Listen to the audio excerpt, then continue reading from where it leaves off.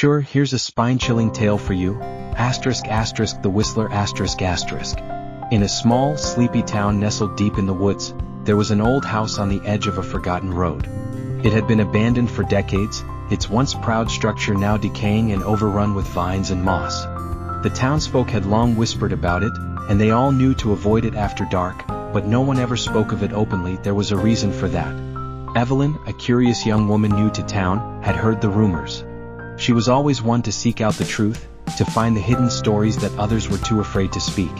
One evening, as the sun began to dip below the horizon, she set off toward the house. The trees around it were thick with fog, and the wind carried a strange, melodic sound, like someone softly whistling. As she approached the old house, her heart began to race. The windows were blackened, and the door creaked as it swayed in the breeze, but she didn't turn back. She had to know. She stepped inside. The air was thick with dust and decay. The floorboards groaned beneath her feet, and the smell of mildew filled her nose.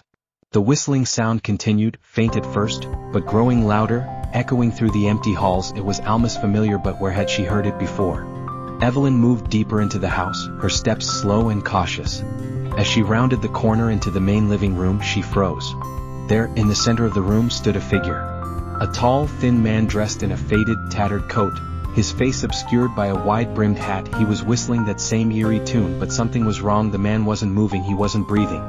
He was just standing there, perfectly still, whistling into the silence. Evelyn felt a chill run down her spine.